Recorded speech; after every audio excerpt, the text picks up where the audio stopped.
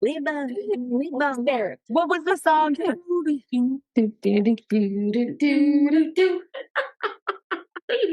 I'm drunk. You have one buzzball. Yeah, one buzzball.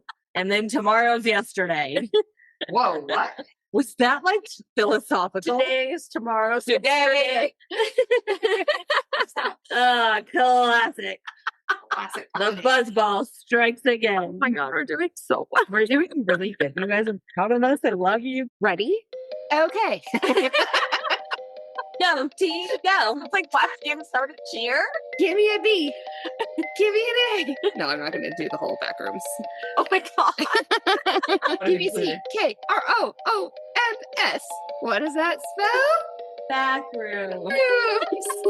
I wanted to say backshot, but that's not the same thing. That's a different. Sorry. Yeah. That is for sexy sex. Yeah. Sex, you're going to need Patreon for that. Right. Okay. Anyway, we've had some buzzballs. Yes. Okay. Hello. Welcome to Spooky Sips, where we put our love of horror movies into a podcast and sip some spirits along the way. I'm one of your hosts, Yvette, here with my co-hosts, Laura and Brianna. Hello. What? Hello. My name is Buzzball. I am the Buzzball. I am the Buzzball. So we have been sipping. And in case it's not obvious, we are also together. We are together with the balls. Yes. So, welcome to Spooky Slips. Women supporting Spooky women. Slips. Yeah, we support women in business. We just got back from the movie theater. Like literally just got home. The movie theater. Yes. Right. We got home, we drank some Buzzballz, and now we're potting. Yes. And we just watched Potting podcast. Oh, the movie that we just saw was Backrooms. Okay. I have a summary of the movie. Okay. If you don't want to have to I do would it. love for Because you you to take always this. do it. And I thought of the perfect way to describe I'm ready. Let's hear it. describe this movie. This movie is this meow wolf and a haunted house got married at the psych ward. Yes. Oh, yes. That's exactly what this is. So That sounds perfect. And for maybe people who haven't been a meow wolf, because I think there's only like 4. I mean, there's like 4 meow wolves, right? Yeah. But yeah, a lot of people go to it. But meow wolf is like, okay, we have gone, and it's basically this art installation, but it's interactive. And so you like walk through all these rooms, and some of them are creepy and they're very arty and they have odd shapes and strange passageways to get from one room to the other and unique directions. They're very fun. The movie is a liminal space movie where there's a couple of characters it features, but in the movie, they describe where they spend most of the time. They describe the space as it's like telling someone what a dog is and then asking that person to draw it. It's like it's almost there. It feels familiar. You know what it is, but it's not right. It's not. Something is askew. It's like playing telephone. You know, where like you tell someone and then they tell like the next person. So it's like maybe parts of it are there, but you're losing the details. Yeah. You know what I think would be a fun thing to do after we record is we could think of something to explain to the other person to draw. And you're going to know what it is, but you only draw exactly the words of the instructions that the person gives you. Yes. Because then I bet you're going to say, oh, and then give it ears, but you're not going to. You're going to forget where to say, and so they'll put them on the back or something like that. We should do that and see. We should post what our drawings are. I love this. Yeah, that'd be really fun, actually. Okay. So we're all together. So we decided to go to the movies because I do feel like this movie is best in theaters. If you have the chance to see it in a theater, it's the full experience. And like, okay, honestly, I feel like some of the last few times I've gone to the theater, I've regretted it. Like people talking or like whatever. This one, people were silent. Everyone was great. Like there were actually more people than I thought for a matinee showing. You guys, when I went to the movies Tuesday night, I did not, and it was a movie that most people haven't even, I mean, it's popular enough. Every seat was full. Every single, and I was like, what? Yeah. The movies are bad. There was only one obnoxious person the guy who, the person who walked in toward the like climax of the movie and tripped and Oh, she was a little annoying. Scared the shit out of the person she was tripped a over. little much. It was Laura. Except for that one person. It was Laura. Sippers. Let's just talk about what we're sipping on. We brought some alcoholic beverages into the movie theater with us. No, we didn't. That's illegal. And then I had to pee so bad. And there at some point it becomes a chase scene. And I was like, I feel like this is going to last for a while. I have to go or I am going to pee myself. Yes. It was just like, you stood up and I was like, there's no way she's leaving right now. I peed it so long. I was I'm going to lose it. It was like the big chase scene.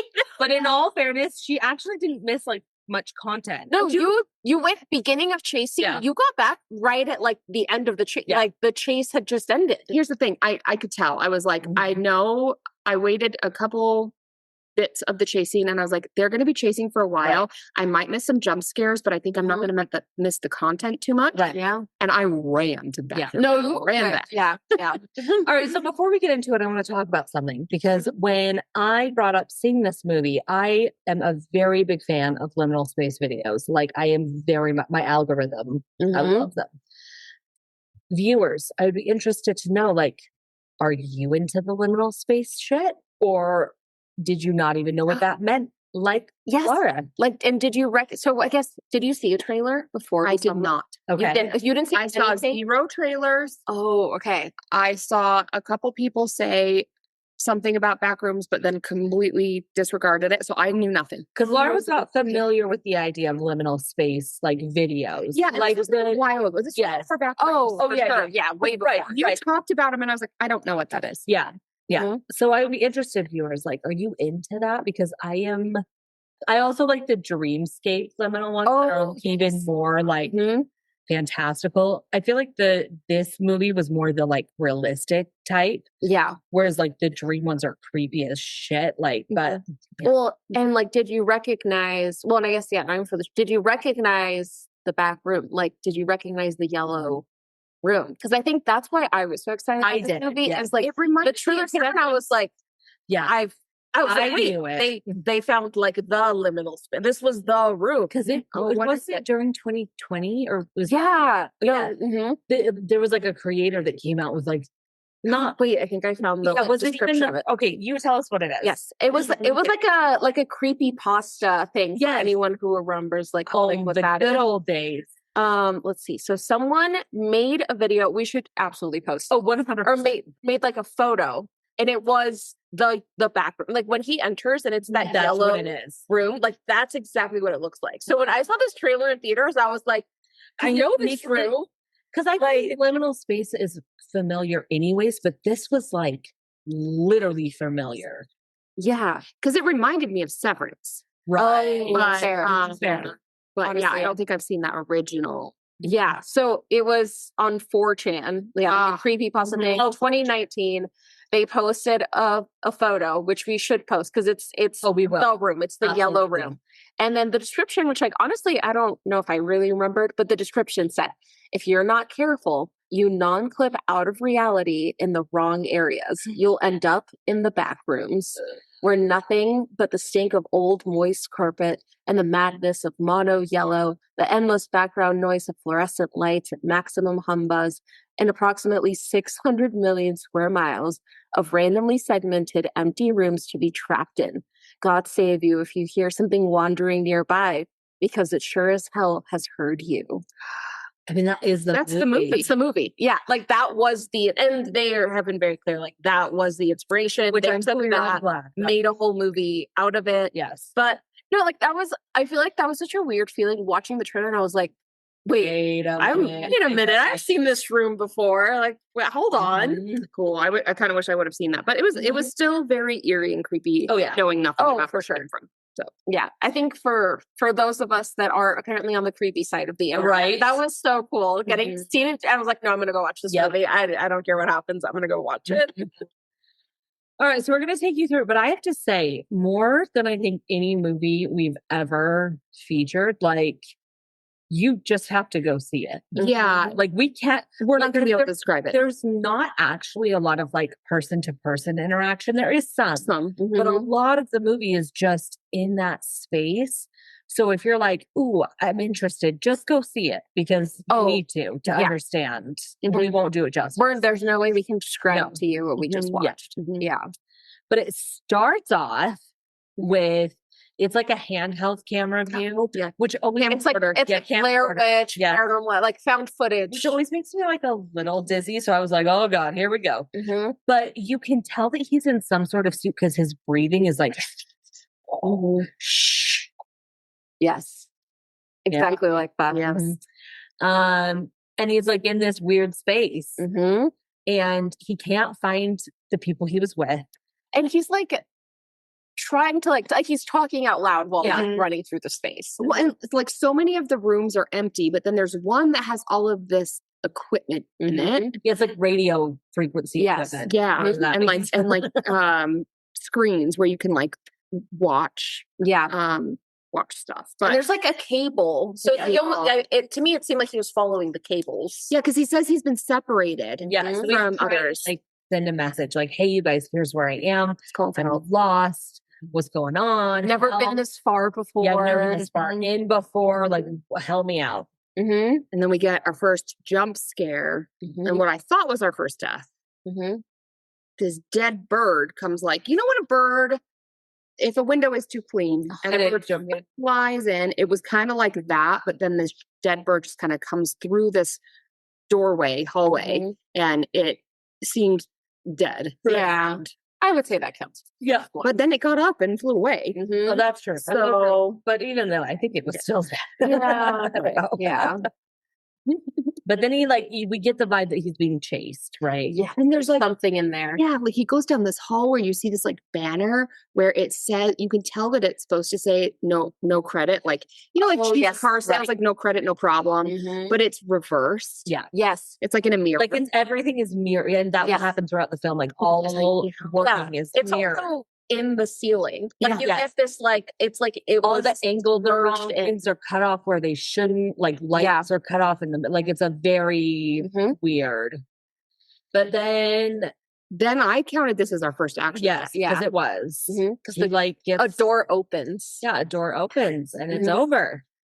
And you can't quite we don't really see what happens, but it's like he almost gets picked up, it felt like, because it's again his viewpoint. Because like we are the camera. So it's like, and then it falls and it goes dead. You hear him scream and like, so, okay, I will say, like, I feel like then, so then it cuts and then we get to someone watching it, and they're wearing like lab coats. Yeah, they look like researchers. Yeah, like we see their reflection on the monitors and we get that.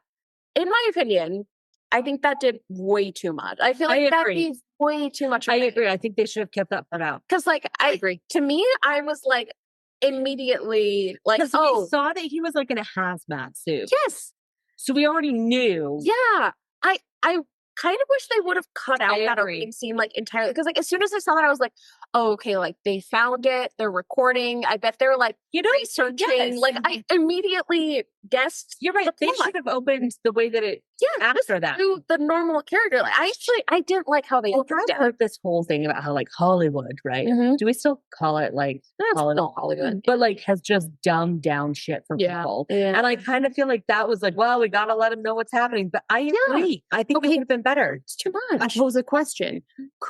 If we hadn't seen the hazmat type things and we just saw the camcorder footage and we couldn't tell that he was like breathing strange and there was no lab coat man, and but it just was the scene of a guy saying, and he even says, I got separated from the others, and then that would have been better. Monster, that'd be good. I think that would have been better. Yes. No, like give us some like, okay, we know there's something going on, but I feel like doing that I was like, wait, so like now we know they're going. I agree. Because then once he was in there, we were like, well, we know where he is. And then when you saw the camera, I was like, well, I know who's watching the camera. And then like I feel like it did give too much away at the beginning. That was my one kind of like, that's a good point. Depending on how you interpret the ending, which we might have different opinions. Which you guys we might have different opinions. All right. So then we get into the juice, like the big part of it. Yes. And then, so we got the main character. What is his name? Clark. Well, first we see a little clip of a little girl the holding her construction hand, You're right. And they're tearing down a house, and they're like, the girl had put her little handprint into the cement. Mm-hmm. Sorry, our intern is And our intern Derek. Doug, digging- keep it down. Doug, keep it. Doug, Be quiet, Carrot. get out of here, Doug. He's like, I like these flowers. All right, so I don't fully. Okay, so then Okay, yes. So I don't remember what happens. Cutting in. Okay, then it's the therapy scene. Yes. Oh, thank you. Yes. Because we just hear her voice first, right? Yes. Like, and she sounds like a therapist. Like, it's like, the window to your heart, or I don't remember. Like, it's like she's therapizing. She's therapizing. I was relating to that too, because I think, not in the podcast, but I can have kind of like this calming, like just empathetic, Right. warm, inviting, welcoming voice. And she has that. Not on the podcast. Well, on the podcast, I sound like a drunken fool. That's because on the podcast, Not here, but you are a drunk. It's good to be faceted. be faceted. Multifaceted. How do you say that? It's good to be. It's good to be faceted. Be faceted. I love being faceted. It's good to be faceted. Turn on, turn off. Yeah. Exactly. Multifaceted. Or just very compartmentalized. Yes, Which, Also that, yeah. And she is talking about behavioral loops. Yes. Oh. And she's talking about how people get into these behavioral loops where you engage in a behavior and then you get reinforced, and then that kind of becomes habitualized, and your brain wants the path of least resistance. Yes. And so you're going to then keep engaging in this behavior, even if it at one point in time. And actually, I like this part because they got the psychology right. Because at one point in time, this behavior served you very well. Right. Like for a lot of times people in trauma, they engage in a behavior, it serves them well. But then once they're out of the trauma, they keep doing it and doing it and doing it. And then it's actually now destroying their life. Yeah. And then she makes him engage in a role play, which was very intense. It was It was. Yeah. because you get the feeling like I was wondering, like, did he kill her? Because like the way did he eat her? Like the way that he was like, but I am who I am. Like he was very angry and he's very resentful and he's very frustrated, and you get the vibe that like because the big thing is that it was the night he got kicked out of his own house. Oh, he's very says big. that a It's lot. his house. He pays for And it. he has a lot of resentment to Barbara, and we get the feeling that like he doesn't think that he was wrong in that. Yeah. Like And at all. they're doing like role play. And so the therapist is his former partner. Right. That we don't know what the relation, but like, and he gets very like, he's Very yeah. good. And so that's kind of our first introduction to both these characters. Yep. And that is a legit psychological tool. Right. I use it. I use role play all the time to help like my clients, my students, like practice a skill that they need to use outside of the therapy session. I do it all the time. The way they did it was a little triggering without any sort of healthy processing. yeah. No garb. So I feel like there was some issues there, but it is a legitimate strategy. Okay. Yeah. And then it cuts to the cheesy pirate commercial. Yeah. So Clark owns a furniture store where he plays Captain Clark, a pirate. Yes.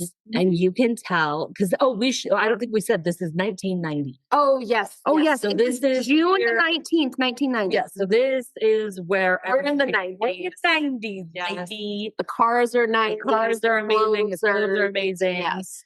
And you can tell that the furniture store is not doing well. And we learned in Clark's therapy that he is an architect that has never been an actual architect and owns a furniture store. And he blames his wife for his career not happening. Because he was supporting her going to law school. And so he couldn't be an architect because he just had to pay the bills. So he had to work at So he's got this store, and you can tell that like there is no business. At no point do we see a customer. Not a single time. No, never. And it's like weeks go by and no customer. Yeah. So there is Yeah. no customer Not here. single. Like, and so that's his setting. That's who he is. And I like in general, like, do you feel like they film it in a way where it's like, well, this doesn't look real in a way that it is almost like the first time we see the store, It's like the clouds are really perfect. Yeah. There's like a hot air balloon in the background. Even though they have the store filled, it's like it's too empty. It is, but also full. Like it's not right. Yeah, but like I swear there are some grocery stores that were like you walk past and you're like, this is a front. What is this? Mafia. They're like let's go to the mattresses. They need. Go to the furniture store. Yeah. Yep. And we discovered that there's been some unusual, like there's a really high electricity bill because there's all these power surges that keep happening at night. And Clark is like, I turn all this. And the guy is like, I think it's your fluorescent lights. Mm-hmm. And he's like, no, it's not. My fluorescent lights are off. Mm-hmm. And so it's like, where is this power usage coming from? And so they go check the electrical panel downstairs. And like, okay, do you guys remember when he first opened it? Are the switches at the bottom there? Yeah. No, they're not. I didn't notice when he very, very first. But I noticed when he went back. Yeah. So like I was wondering, like, wait, damn it. I know. I wasn't looking. Were they there before? Like yeah, there's these unusual, like a regular circuit breaker. Yeah, they're like crooked. But they're crooked upside down. And they're red. And every other switch is black. And so you can tell they're out of place. And the wording is upside down. No, it makes no everything's sense. Wrong. And the electrician is like, these aren't right. Like someone just put these here. Yeah. And like they flip them and nothing happens. There's no like the power doesn't change. Mm-hmm. So then for the next few scenes, I feel like the big things are we see a little bit more of the therapist's background, right? Mm-hmm. Yeah. This is where we start to see like, we have a lot of cut memories we do in this. Most of them are for hers, but there's a couple moments with Clark. But like Clark drives by his old house one night and just hangs out while he's listening to the therapist tape. Yeah. Yes, because we do get like we get the cheesy furniture commercial, and then we see that the therapist also has her own commercial. Yeah, like her infomercial that comes late at night. Yes. It's like for $24.99, get your like cassettes to make your life better. And it's she talks all about like windows and doors. Yes. Open the window. That's like the name. Like it's, And so like we start to see a little bit into her life. I think we can like summarize just what her background was. Yeah. Yeah. But like we start out by seeing her in a home that's very, very her mom's a hoarder, basically. Yeah, her mom is a hoarder and the food is moldy. The windows are covered in paper. Yeah. Also clearly, like paranoid. And you can tell that the daughter, who is the girl therapist, is terrified. And then at one point she tries to open the window and the mom like sneaks up, and that's another jump scare. Yeah. And she's like, you can't go out there. Like they're out there. And she says something like, at no point did I tell you could go outside. Right. Yeah. Or something like that. And it's like a big thing that she shouldn't, in quotes, open the window. It's a dream. Oh, was that a dream? It's a dream where she has that, where it's her in the room, a newspaper on the windows, and she goes to open it. The mom comes through, and then there's a knock at the door, and it's the bulldozer. Yeah, they look over and it bulldozes their house. Well, they're always hitting us, you guys. They're always hitting us. And we learned from our last episode that windows represent eyes and vision, which I think is fitting for this. Like, so her mom was trying to block her, and now she's always talking about windows trying to help people open up their vision and see beyond their mental health and their psychological concerns that are going on. But her vision is blocked. Yes. Yeah. It's still blocked. We also see for a few scenes that they're on, when she's an adult, on her nightstand is this little concrete print of a little kid's hand. Yeah. And from the first scene, we saw this was their mom, like the therapist's mom and her put their handprints in the concrete. Yeah. And as they were tearing it down, she took one of her little handprints. Right. Yeah. And she keeps it on her nightstand. Yep. Yeah. This will matter later. This will matter later. So we kind of know now who Mary. Okay. Mary and Clark. And this is like mixed in between. Like, summarizing because it makes more sense. Yeah. Yeah, for sure. Yeah. And the only other characters are the helpers, the employees. Yes, Clark's employees. I don't remember their names. The guy and the girl. Oh, the guy is like kind of your classic '90s stoner. Yes, and the girl is just like like the team that works at. She is she's in a TV show that I watched called Shrinking. Oh, So good. So when I saw yeah. that, I was excited. They're phenomenal. Mhm. So they help Clark like film things because he wants to film commercials. Yes. And I think it's notable that at one point we later see a good commercial from a competing. Oh my God, yeah. store. Way better. Yeah. It's how it should be. And it really contrasts that like his was shit. And this is why he has no customers. Like I thought that was a good scene that helped us see that like it's not just in Clark's head, like he's not good at what he's doing. No, right? he's not. Again, we see no customers. Well, I was like, how are you? Again, it's like, but I feel like it works because everyone has driven past a furniture company that you're like, how are Yes, there is doing no it? one on State Street right here all the Like time. a sugar house in where it's just like, I've never seen a single person in there. They're fronts for money laundering. Or federal government limit space. Allegedly, please don't sue us. Okay, but okay. So when the first time we see that competing commercial is when we see him watching it on a TV in bed. Oh, but then he lives in the furniture. But then they pan out and you see he's in the furniture store. And I have to say, this is always like from when I was a kid, in a department store. This was always like a fantasy I had.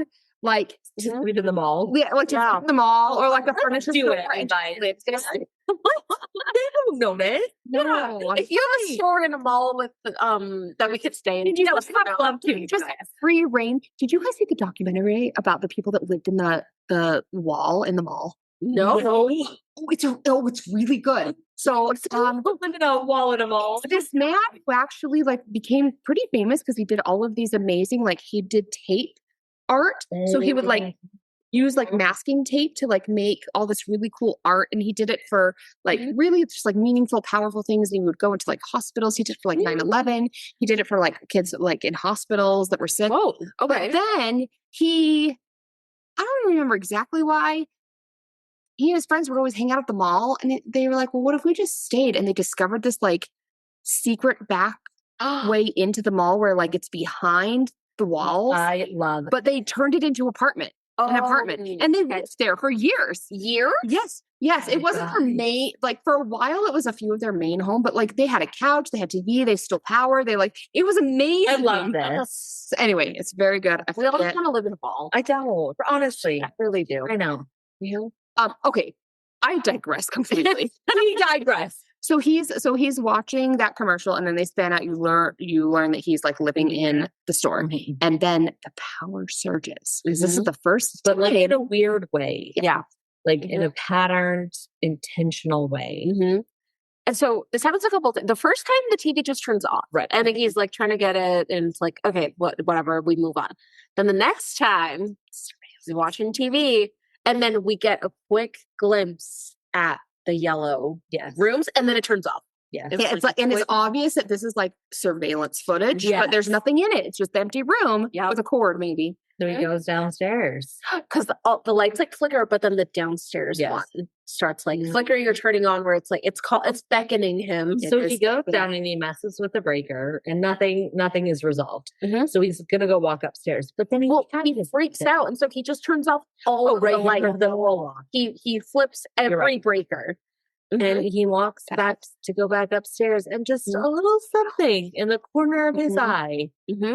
It's like a line of light in his solid wallpapered wall. It almost looks like if you had like a curtain and like just one piece was open and like the light was coming through. Yes. So he walks up to it. I did really like that it was like he would like stand and like not see it and then he would like move and then you would like see it again. So it was like something about that. I was like, I feel like people could know this feeling. They're like, wait, hold on. Okay. Like, you have to stand in just the right way to see it, which later on gives a lot of, I don't know, not credit, but like it kind of shows why this could have stayed hidden for so long. Yes. There's a word I'm trying to think of, but I think inconspicuous. Oh, that's not the right word. What did I say before? Oh, they're faceted. It's good to be faceted. It's good to be faceted. So then he's like feeling around the wall. Yes. Where the light crack is. And then he falls through the wall. And then at this point, I'm like, oh, okay. Yeah. This is a very like non-realistic movie. Like in certain right. right. Yeah. And he falls into the iconic room. And there's all this wallpaper. furniture stacked in a creepy way. Like it just gets you, man. Like I agree. furniture's supposed to be on the ground in a certain way, and when it's not, it really freaks you out. No, I mean it's a completely empty room except for a like mound of furniture in the middle. Yep. And he walks over to kind of like touch one of the chairs. Right. And it looks like it's like one chair stacked on top of another, but when he goes to pick it up, you realize it's the two chairs are like glued, combined. Yep. Yeah. Like it's actually one piece. Mm-hmm. And like, here's like, I mean, again, you always need the like screaming at the TV moment. He went way too far. You guys, The first like, you are not For the first time, You're not leaving. like take a shirt off or like leave something to be like, how did I get in here? Make a mental note of, okay, I went right here. Yeah. I went Like you you row, leave And I would always put- breadcrumbs. I would put something that is half in, half out. Exactly. Through the portal. Yeah. Like he Mhm. did like Or a note. I got into the portal. yes, Something. yes. Mhm. He would like the I agree. is the first time you find you go in and then you go out. Okay. I agree. You go right back out and you think about it for a second. For my psych though, I don't think he would ever have done that. Yeah. No, I know. And actually, probably I would probably just go. Yeah. No, I think this movie is a metaphor, but we'll talk about that when we get to psych. Yeah. Okay. All right. But like he explored his first time in, like he walks in, Yep. and like the further that you go, the weirder it gets. So it gets. he goes past the room of furniture. There's a stop sign that is also flipped. Yep. Walks past it, and then you hear something. Yeah. And it sounded like it's like maybe someone talking or something. So he goes further, and then we see something, which gave me a jump scare because it looks Mhm. like a human. It does look like a It human. looks like there's a person at It the end of the does. hallway, but it's not. It's a cardboard cutout of like Did we find what it's saying? It's saying something in a bunch of it's like I repeating. think it was like hello and welcome or something. Okay. Yeah, it's Yeah. something like and it was just a short bunch of message, languages. bunch of languages. And so he's going into this room, and then he finds a room with a camera watching, and then he finds like there's like a fake wall Yep. Yes. with a backpack inside, and there we find someone's like name tag, Yeah. like name, Like I did. Again, I feel like I love that we just did our 100th episode where we Mhm. talked about all of the dreams, because I feel like so much of this Oh, episode feels yes. like a dream. is it? And so many of these hallways we talk about, or the holes, it's like he's crawling through an air duct vent, Mhm. Yeah. which was one of our That is true. listeners' submissions. Mhm. They're not air duct vents, but the shape It's and a little size Yeah. feels like an air duct vent. 100%. So yeah, he crawls through. He crawls Yeah. through. I mean, again, we went to a full breakdown of like the whole movie, but I feel like the first one we should talk through. So he goes through, and there's like a chair, like a throne, which looks like the one he sat in the commercial, but like a nicer version of it. Mhm. It's also getting kind of sucked into the floor. And there's shoes. And the shoes are the employee and her Yes. boyfriend's shoes. Yeah, they are. Because I didn't realize that. honestly, I just noticed it because I was like, who wears flip flops to work? Right. Like I remember like She like does. when they were recording, I was like, oh my gosh, you're wearing flip. Like who wears flip flop to work at a furniture store? I know, right? Like You you need- get you the need move clothes. done. You need clothes to. So for whatever reason, I remembered that detail, but it was their shoes. That See, were that in is giving first- even more support for my theory. Yeah. And I felt like the best way to describe what this looks like, Mhm. again, because we're trying to be the people Right. that are describing a dog to our listeners that Yeah. are not actually. No, actually, yeah.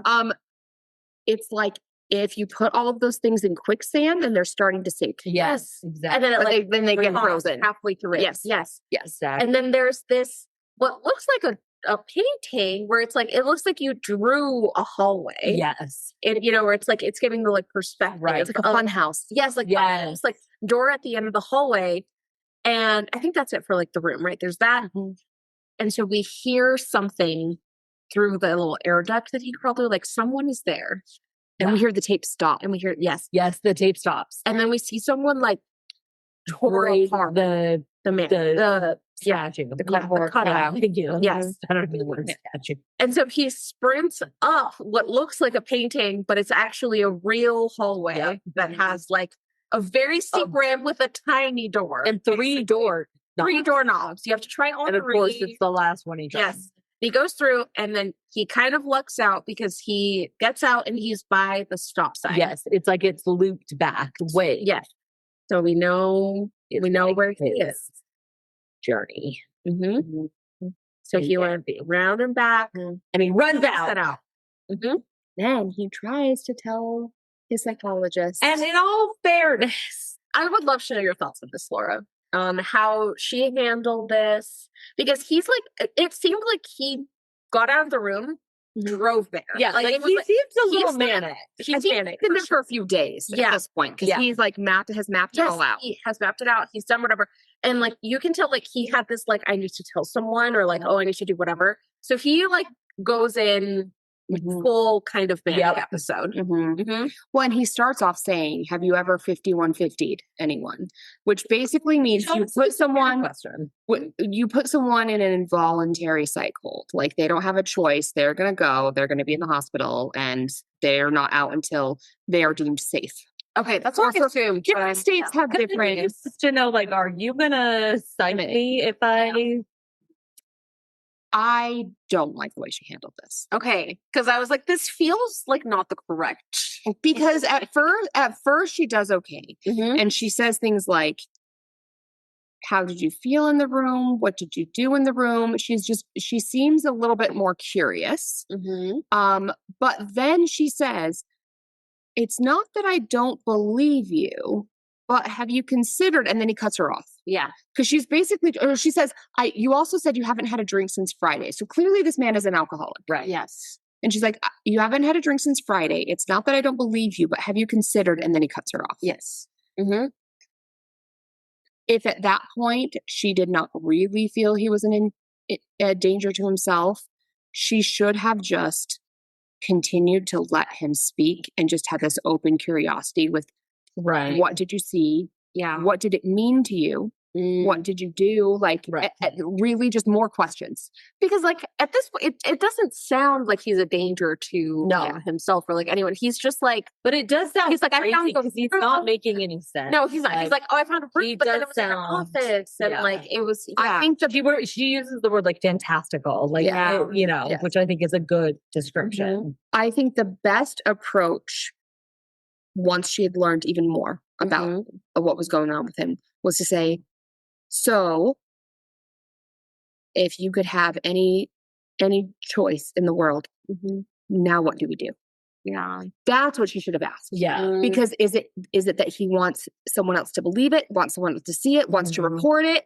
What she should ask is, now that we know this information, what would you like to see happen? That's what she should have. Well, she will find out. She will find later. out anyway. But first, he is like, you know what? I'm going to go get proof, and then you're going to owe me the biggest apology. Yep. So where does he go? The only other apologies. people we met. Because we do the opening scene. She has this like opening monologue, and then she ends it with like the word like alone, Right. and which like is like now we're in the therapy session, and she's talking about how he is He's alone. It's like alone. alone. I have employees.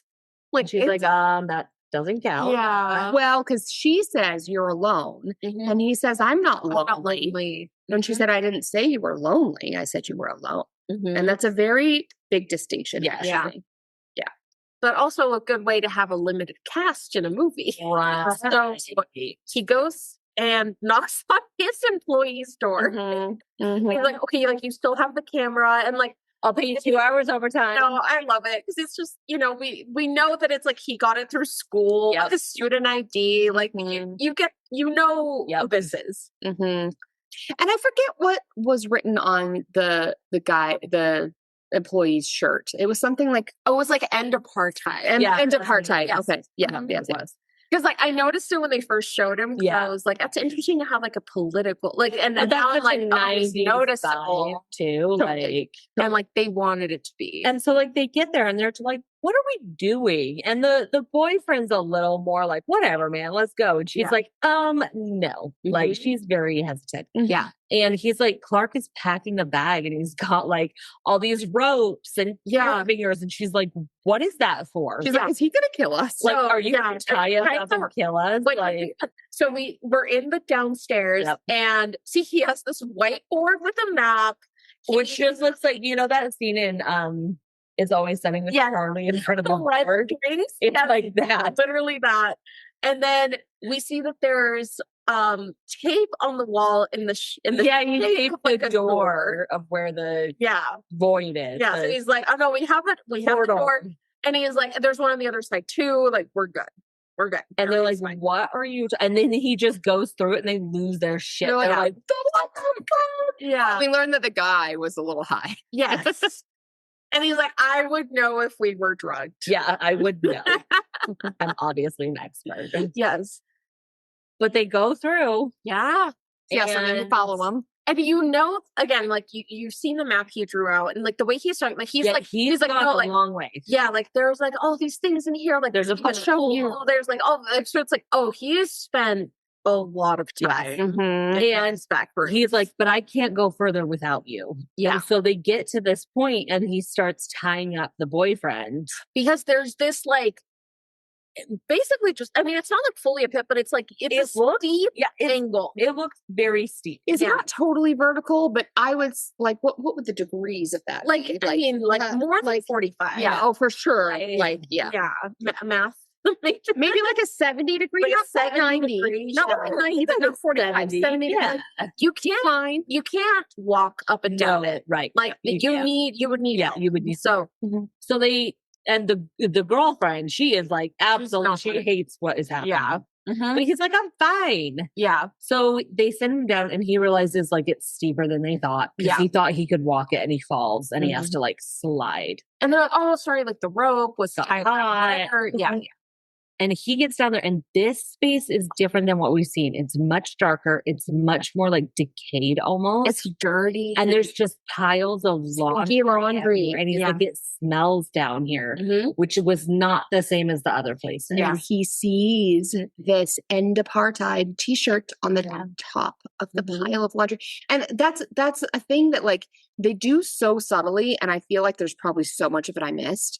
There's parts of things that we have seen. But they get pulled in. The one that like scared me, but it, like they didn't treat it like a jump scare, but the cardboard cutout, they had the guy's face in the laundry. So like when he was walking through, I was like, oh my God, there's a man in the pile. We're like, oh my God. I reached over to Brianna. I was like, there's a man. Yeah. Oh God. No, it's just the cardboard cutout. And so he's like walking around and like, at first he's like, okay, like this is fine. And he's trying to go deeper because we know there's another room and the light starts to flicker. And so he's like, oh, I'm going to go see this other room. But he's at the max of the rope. And he hears something. And he's like, pull me up. Like he sees a shadow. Yeah. And he's like, pull me up. Oh, and then because it like pulls at him. Yes. So this room is like, the other ones are like, you're walking through and things are weird, but it's a normal room.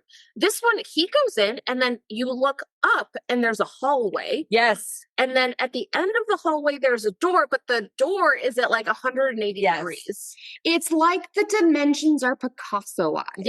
Yes. So like things are like even weirder in this room.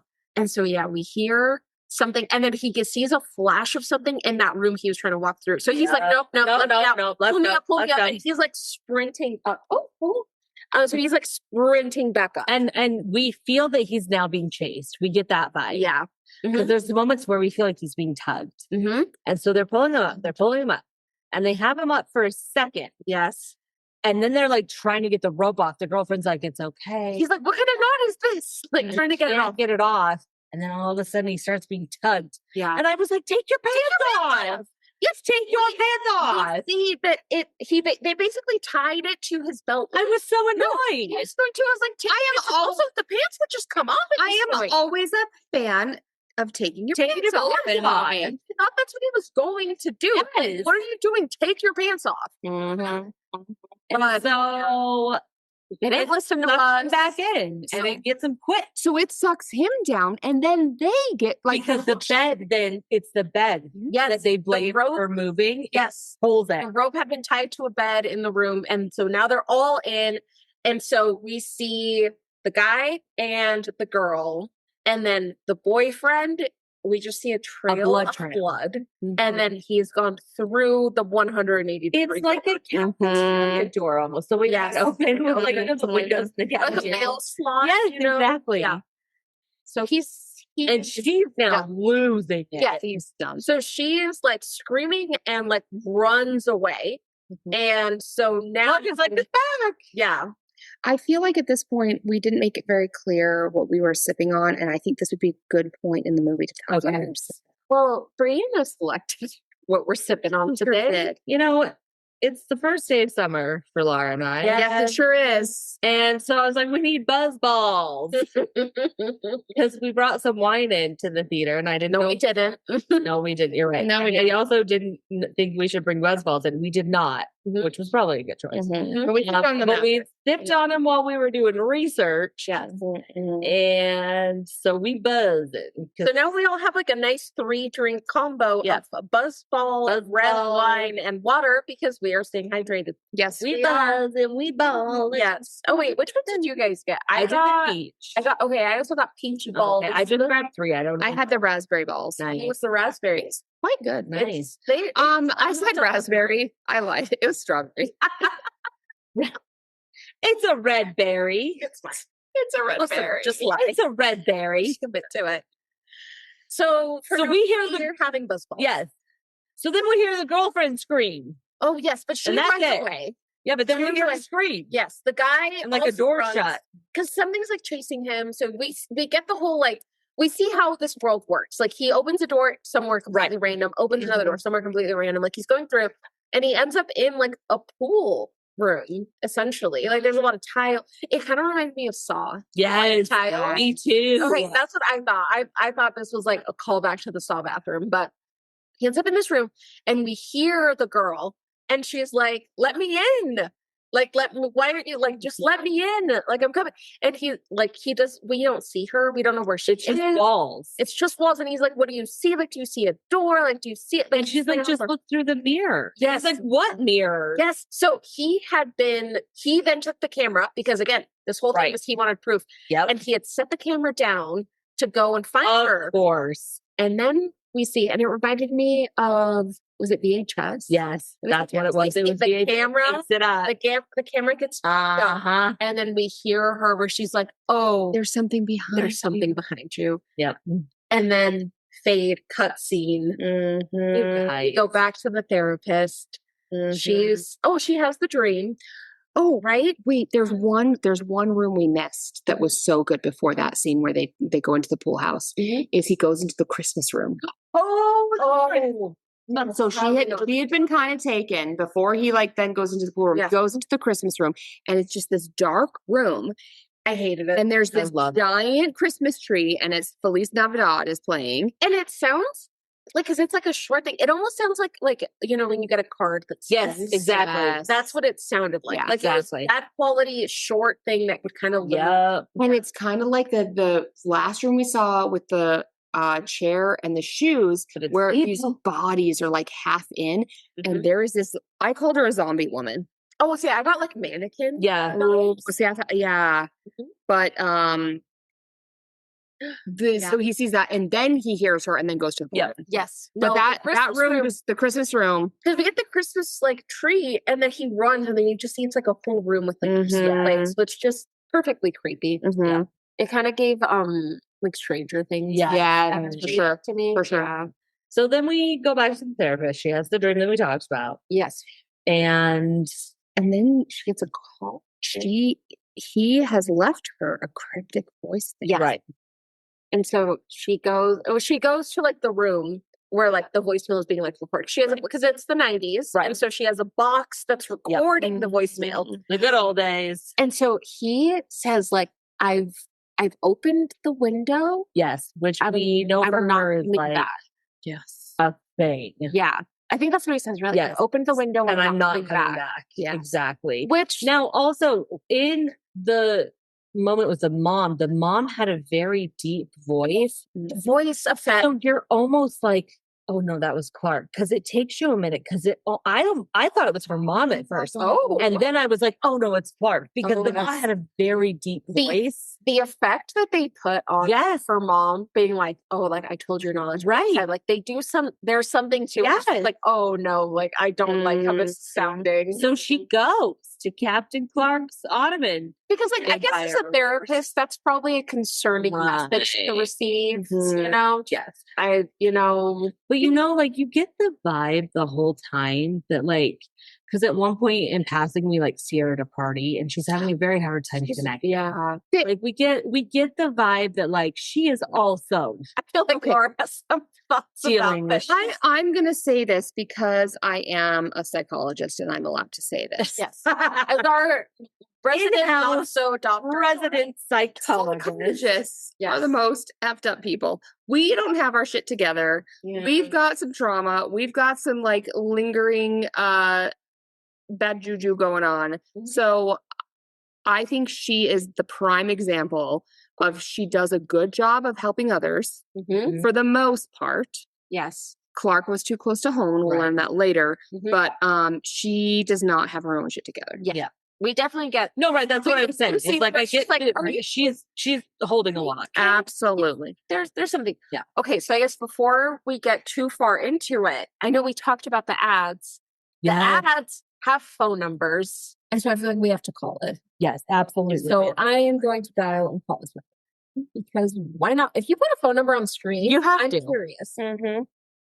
Like if it doesn't start with 555, put it on speaker. Derek does not like this. Is it going to go somewhere? It's got to do something, right? It's a fax machine. Is that all it's going to be? Okay. Derek, I'm so sorry. Oh no, Derek, I'm so sorry. I'm hanging up. Derek, I'm hanging up. Derek needed to know. Zippers, our cat was right next to the speaker. Not approved by Derek. Not enjoy that. His cat was so fluffy. Oh my gosh. Oh my gosh. Okay, well, in case that somehow didn't come through, it is actually a fax number. Okay. And that's why it sounded like that. Mm-hmm. I did find someone who has a fax machine on Reddit who faxed the number. Okay. So if you fax it, you get a Captain Clark's ad. So it says like Captain Clark's Ottoman Empire located on Capitol and Murky. It's all here and it's all a steal. And then it like lists all of like the different things that they have. No, I was like, I do not have a fax. You guys, up until 5 years ago in my school district, I was required to fax my time cards in. That was a fax. Yes, 5 years ago. I still had to do it. I think the church has one. Oh my god. Great.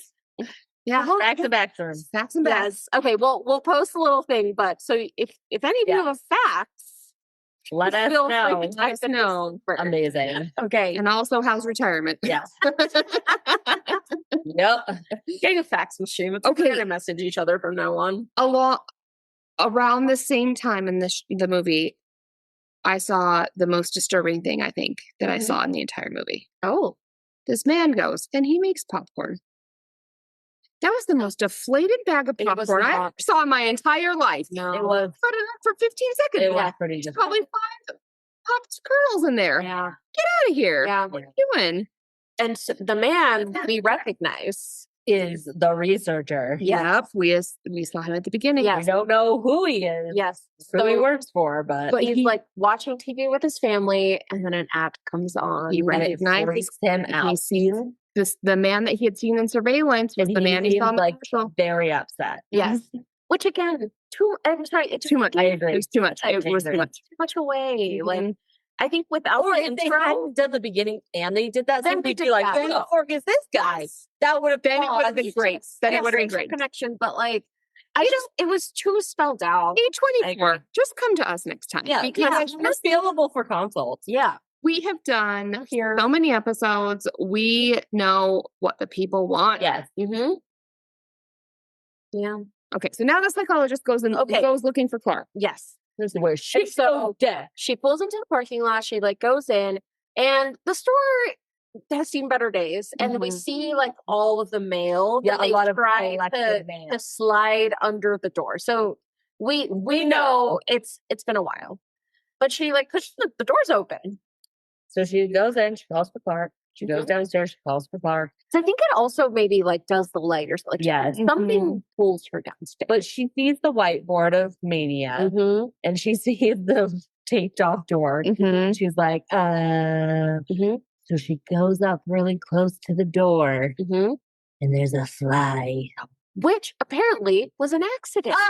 There was a fly on set that they like couldn't get rid of. And so like that's just where that cameo. Yeah. I felt like when she first went into the store, it didn't seem on purpose. It seemed like she just walked in and she was like annoyed by the fly. Yeah. No, like that did not seem. I actually like when watching that, I was like, oh, that's so smart. I know. Like I remembered that scene. Yes. Because she goes up and the door's like, and the fly is like flying around. Yep. And then it goes bloop, through the door. And that's what Clark told her happened. And she was like, you're fucking crazy. But she sees it and she's just like, I loved her performance here because like she has that very like, like that pant. She's like, oh my fucking God. Like, because I feel like Clark just walked right in that bitch. She's the only one that reacted appropriately. Like I might The other girl did. No, I might do it, but I would have a lot of fucking panic. Yes. Especially because she's alone. Yeah. Therapist. So like, she reacted like she goes in and then after she goes in, she's still like, oh my God. Like it's right. Because she's like,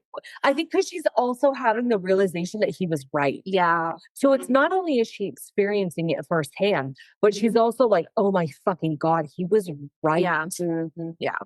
So she starts kind of walking through and she gets to kind of like a hallway and we see that there's just this like painting. Yeah, we get some new room. I see like there's some new things. Interesting because when she walks in, it's not the same room. It's not that Clark had walked into. All the furniture had been emptied from it. It's put in like another room. So like they changed it. For her. No, when she goes in, it's like the furniture is different. So the rooms are different for her than they were for Clark. When she walks down a different kind of hallway, like she doesn't go through, she goes like another way. Yeah. But she goes through this room and then there's this painting with this kind of like large figure. And there's all this kind of writing. It's kind of childlike. Like it's weirdly what do you call rudimentary. Rudimentary. Yes. So there's all these messages on it that are kind of cryptic and like kind of coherent. Yeah. And so she's like reading it and then we look over because again, this whole thing is just hallways and rooms. There's like a little hallway that goes off of the room she's in, and we see like a tiny little set, like someone was watching her and then pulls back into the hallway. So she's like, Clark, and she hears them. And it is Clark. And she's like, why are but he doesn't come out. Yeah, he like, just talks to her. She's like, why are you hiding? Yeah. And we immediately as the viewer get like, absolutely not. Clark is not well. No. Clark is not well. And he explains to her, she's like, what is this place? And he says, it's every place that ever was. Yes. Which is like, it's like, Clark, honey, it's time to go to bed. Yeah. You know, when we watched The Ring and Aaron like got annoyed that like the little boy just talked in like shrimp. Yes. That's I thought of. Yeah, I know. That's him. Shut the fuck up. Where are we? But now we hear someone else coming down the hall. And then Clark says, don't worry. It's just me. You know me. And I was like, oh my fucking God. No, I was like, no. And I don't like this. Big. Like the footsteps are heavy. Like, it sounds big. No, you get like Jurassic Park when the T-Rex is approaching. Yes, the water is shaking. Water is shaking. The wine. The jello is shaking. Yeah. Oh, I watched Jurassic Park. Well, that's what we're watching after. Okay. And so they then go back to he choked her out. Oh, well, right. Sorry. Yes. He chokes her and she wakes up and she's like tied to a chair. And they're like in a dining room. That's still wrong. It's still, we know it. We're still down there because it's wrong. Yes. So it's like he's like setting the table. Yes. Well, okay. But before we see that, we do get this flashback to her and she's visiting her mom in the cycle. And then we see, then it cuts to her house that was like the hoarder house. But then slowly things are removed from the house and the house is sinking further and further and further Well, no, to the ground. it was amazing the way it did it. It was cut. Floors. It's like with like shoot. It's like floors of an elevator. Like an elevator. It is like floors like an elevator. Yes. I was mesmerized. Such a good scene. We talked about the like, have someone draw a dog who's never seen it. Or like playing, it was that like the playing telephone. This where you was get the one of my favorite scenes. and then you get less details It and was less mesmerizing. less. Because you're waiting for what's to come next and you're a little freaked out and scared, but like it's so I love It was that such a good thing. scene. Yeah, it's like, this is how this world is made, right? Like you get the It's a reduction of memory. Yes, just over and Oh. over and over. Yes. So we get there. So she comes to. Yes, And and he's- they're at the dining And table. he's quoting her to Yeah. her. And there's other people there. Yes, so we get the guy that we'd seen in the Christmas room, people. who turns on a lamp. Like we see him. We see And it's kind of just a torso, I feel like. yeah. Like, I don't think it's legs. No, I mean again, all of these And people, the lamp is like they're attached not. to his wheelchair. Yeah, like they're not characters. Right. Like They're like Picassos. yes, Picassos of like people. There's a man sitting at the table with them, and then there's the woman that we also saw in the Christmas room Mhm. who's just like standing in the corner. Like And the guy's doing face anything. is repeated horizontally. Like his Yes. eyes are like choop choop. and then like reversion. his collar is like also repeated. And the woman's face is like blurry but repeated as well. Do you guys remember like that trend for a while where like TikTok or Instagram would like take a picture of you and then you would move and it would scan. It was like down and like Yes. people fucked it up and then they had like Yes. 4 eyeballs. like cat dog. Yes. Yeah, that's exactly what it was. Exactly that. And he's like talking to her about like how like happy he is here and that like Yeah, and he's explaining to people and he says like the place remembers people but slightly wrong. He's like explaining like they're out there, but in here they're remembered but not holy. Like, slightly wrong.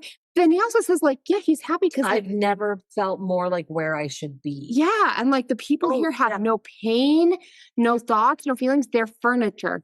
Yes. It's like So he furniture. stabs the one guy And just no and no reaction. And then another point, he's like, but what? They're not like, look what you can do. And he like pulls out this guy's gut. And He's like, positive on the plus side also. on the plus side, You can eat them. and he like pulls out his gut in these little pillows, these little marshmallow gut, and like serves them up. Yeah, And he's on the like, plates. you can eat it. Go ahead. See, I thought it looked like sticky rice.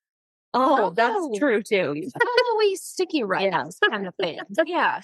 But and then also as he's doing this, he like goes to like he pulls out the guy's guts and it's the Jello sticky rice, but then he opens the fridge and it's just his old assistant manager, the one girl. It's just her head is just in the fridge. Yeah. And then he's like, let's role play. And the minute he does this, you're like, ugh. Before they even role play, he's just like, I just want you to tell me that like you were wrong about me. Oh, yes. Tell And me she you were was wrong like, about yes, I was so wrong. He's like, no, Slow down. That's too easy. Let's do this slower. And it's like, oh no, I hate where this is And going. you just see the way that he is talking to the therapist and all of the Is how he people in talked to the environment. Barbara. And he is in charge now. It's how we talk to Barbara, and he is the one that's in charge, and he calls the shots. Because I will say this Loves movie did do a good job of like character development with this guy, in my opinion. Oh, for sure. Yes. Like in the beginning, we're really like, God, this guy, like he's been through it. Like he's in therapy, he's trying, he's rough on his luck. Yeah. And then we slowly start to see, like, oh no, this motherfucker might be a son of a bitch.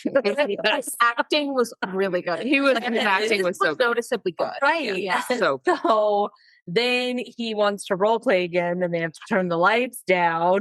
I do feel at one, because we were talking about his acting, I do feel at one part, it was the part where he was in the pool and the voice of the assistant manager was on the other side. Yes. The way he spoke, I was like, this sounds like someone who's been in like Broadway plays. Like he was projecting. like the way he was, and it wasn't a bad thing, but I was like, I could just sense a little bit of his background. Yeah, a little bit. Sure. But yeah. But yeah, so now they're gonna do the role play on his terms. So he scalps the woman. Oh, because he's And like, makes oh, her hold on, wear- something's off before we she's do the a role play. And we'd seen a photo of Barbara on his nightstand. So we make her wear her hair. Yeah, so he makes Mary is the psychologist. He makes Mary wear the hair of the eyed woman. And we're using the word hair. We need her full Scalp. No, he's scalp. He's scalped her. But he also They don't feel pain. Right. Yeah, so there's no reaction. At least we don't know that they do. They could be, and they're just not reacting. When he puts it on her, It's like just sounds are like slurpy. yeah, It's no, disgusting. it's not. don't say slurpy. They were. Oh, It, like, no, stop it. There was slurpy. Oh. So they redo the role play, but it's very tense. Yeah, because you can tell she's like, I would like to live at the end of this. So she's trying to like role play, but also go along with it. And I think that's when they have the conversation of like, he's like, I'm happy. And she's like, okay. No, so like, stay. I love it. So again. she's Let me go. because she stands up to him. Right. Because they're doing the role play, and then she's finally like, no, you son of a bitch, or Mhm. something. And then he's like admitting that Mhm. he's happy. And she's like, then go, be happy. Like, Yeah, do your stay thing. here, But man. don't suck me in. No, Let yeah, me leave. you can go. Yeah, you can stay here. Let me He's go. like, I don't want to change. She's like, so stay. So stay, then don't. But yeah. as he's cutting her free, we start to hear those footsteps again. And we now see this really giant figure that's kind of like, it's almost like a shadow figure because Mhm. it looks like completely blacked out. Mm-hmm. And it's like this really tall thing with like a captain's hat. Yes. It's the So we're evil like- pirate version. It is, that's who it is. 'Cause But it's Clark. It is It's by a Clark. real person. by Was the way. I was like, oh, that must have been like CGI. I thought it was paper mache. No. That's a real guy. His name is. He was a basketball player, like Oh a my Hungarian basketball gosh. player named Robert Fabritsky. Oh, He is 7'7". oh my gosh. So that's who was playing. Is he also a pirate? Yeah, also He was perfect for the role. I was convinced. I was like, that must be some like weird CGI thing. No, that was insane. I honestly realized would it have was a never real believed you. person. I almost wish they would have like done more to show that it was a real Yes, person. I I agree. thought it was CGI. I when was agree. watching Because it. the way they made his head too big, like so he must have been And wearing the way he wings. moved was awkward. Like, Yes, but I guess if you're 7'7", Yeah. that's Yeah. your movement is going to look a little different. Yeah. But so cool that they got that's wild. someone. Like, how does that happen? Yeah, I know, wild, right? right. So he comes in and And we now realize, I think this was the first moment when I realized, like, oh, it's Clark. Yes, Because at first it I was didn't Clark. know. Oh, yeah. Oh, it was No, but I didn't know until this. Oh, I yes. thought he was the pirate mascot, but I didn't realize, like, he is he is Clark Clark. as the pirate Yes. mascot. And so we get not 7 foot tall Clark saying like, oh no, like it's fine. Like he's like talking to it, be like, no, like this is our Yes, therapist. when he said that, I was like, oh, my Yeah, this is I was thinking DID. yes. We don't have to change. Yeah, We don't. We can stay we're here. good. We don't really have to do anything. Like you don't have to hurt her. It's- She's fine. yes, You stay. And it's like, oh God, okay. And so large Clark takes up little Clark, And and you're like, they're like embracing yes, it. is he gonna hug? Like, are we okay with this? But then Big Clark takes a bite of Yeah, like his He eats him. shoulder. eats him. Yeah. And not like eats, like he's now bleeding. And at this point, she is broken free. Yes. And she's like, oh my. And then there's an epic chase scene, which I missed most of because I had to pee so bad. Yeah. But honestly, So you guys could talk about it. We just ran through all this. No, things I mean, you've seen. It was No, nothing. it was kind of like the other The one where only she one- goes, yeah, the only door, that different was door. new was the pool one where it was like 1,000 layers of floors, and we saw like the abyss. Yes. And she had to walk up a staircase with no like Oh, railings that one was in cool. an upside down door. Yes, yeah. She Oh, goes through a door. That And it's one just was cool. yeah, it's like every room, and then Because like as someone that has like a fear of heights, like I was tense because See- like I was like I could feel This movie got me with all the claustrophobia. Them I know crawling in these closed spaces. the last scene. This one got me. Yes. Yes.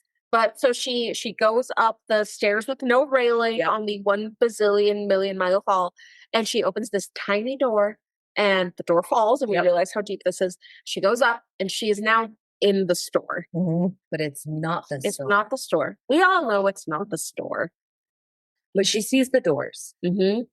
So she beelines. Yes, and she tries to open the exit and just hits a wall. Like the door does open, but the door like opens and it hits a wall. So she can't leave.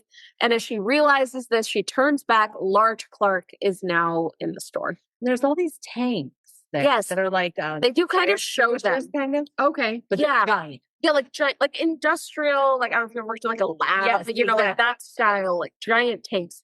And so he starts chasing after her, obviously. Yep. And then there's the cardboard guy is also here. There's like all the chairs, and so the cardboard with all the languages, he is in the middle of the room.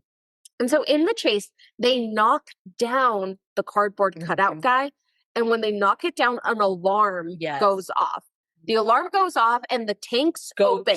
The tanks open and all of this gas starts filling the space. This is when I came back in from the bathroom. Okay, yes. So she is kind of like trying to figure out what's going on. Large Clark, if she sees this like split. Yes, she sees like a little room. Large Clark, though, does start approaching her. And so he like gets to her. She remembers that in her pocket, she had... Yeah, because she was getting a little faint. Like the gas was affecting her. Yeah. Whatever it was, she was woozy. She has the concrete He has a concrete hand. Yeah. And so she starts whacking. And he's Clark. bleeding. Yeah. So he doesn't seem like... It is destroying the concrete hand imprint that she made. She hits him, then it like just falls. But it also does knock him down for a bit. So then she goes in the hall. Yes. The tiny little... And that was where I was like, no. I hated that part. It was like it's closing in on her. And I was like, no. Yeah. So she goes through the hall. And then at the end of the hall, we get all the people in the suits. And sorry, when I say suits, I mean like hazmat suits and more tanks. But multicolored hazmat. Yeah, And so it would be gas more now. Yeah, so they have more tanks, and so they spray her with the gas, and she starts kind of. And it's not just the hazmat suits; it's hazmat suits. Also, people in doctor coats. Yes, she goes. It's like almost like a lab. Like it's like it is like a lab. Real level. Like you see a lot of people. It's at this point where I had already suspected, but at this point, I was like, "Oh, she is unwell. Like she is in full on psychosis, having these like." Delusions, hallucinations. This is what I thought. There has been notes that she was unwell. Right. But at this point I was like, no, she's actively in the mental hospital. That's what's going on. Right. Now, we'll talk about if we think that that's what happened, but that's what I was like, well, that's clearly what's going on. So then she wakes up, she's cleaned up. She's okay. She's wearing regular clothes. The doctor. And the doctor comes in, the guy that was making the deflated popcorn. Yes. That son of a bitch. What a psycho. He seems okay. He's like, look, you get the vibe that like he can't tell her much. Yeah. But he's like, hey, I've been in there. And my life purpose now is to figure out what the fork is happening. Yes. So I want to know your experience. And she's like, okay, well, what's going to happen to me? Yeah. And he won't answer. And he won't answer. He's like, how did you get in here? Because he keeps looking at like what's obviously a two-way glass. Yes. So you know there's people back there. And he's like, well, let's talk about this. He's like, confirm for me. Is this the man you were looking for? And she's like, tell me what's going to happen to you when I answer this question. It's like, is this the man you were looking for? It's a shadow. Like it's like a outline of a man. Like a shadow figure. He's like on the site, and then they've blacked out like the giant thing in the Big Clark one. Yes, it could be anyone. Yes, like, I was thinking it was Big Clark. Is this who you're? No, it did because they look like they had like a little peg left. But it was like, what are you talking about? And then and he admits like we're researching this place. We're trying to figure it out, and he hands her like a pamphlet, right? Of like the company. And he's like, well, we make MRIs. He's like, well, we used to make MRIs. And then we discovered this place, and now we're just dedicated to this place. And then you see like all of her memories start morphing into the place even more. Yeah. Like we'd seen a little bit ago. And then final scene was amazing. Final scene, we're back in the back rooms, the yellow rooms. And we see it is now her, the therapist, in the chair, but it's the copy of her. So and she has like fixed eyes, like her arms are like doubled up. Like you get that like movement. And it's just her sitting in the chair. And that's it. I was fully convinced there was going to be a post-credit scene. Yes, I know. They didn't turn on the lights for like a while. We waited so long that the staff like got mad at us. No, we were still in there. Crew was like sweeping the broom, and I will leave when I'm ready. They were on our face. I paid for this ticket. Yes, like, let's just watch through the end of the credits. 10 other aisles for you to clean. Give us a second. No, they were telling us to GTFO. They were not subtle. Like lanes. Never that cool. Gross. The other facets and the Fits. I feel like that's something Moira Rose would say. What is that? This episode has been brought to you by the word facets.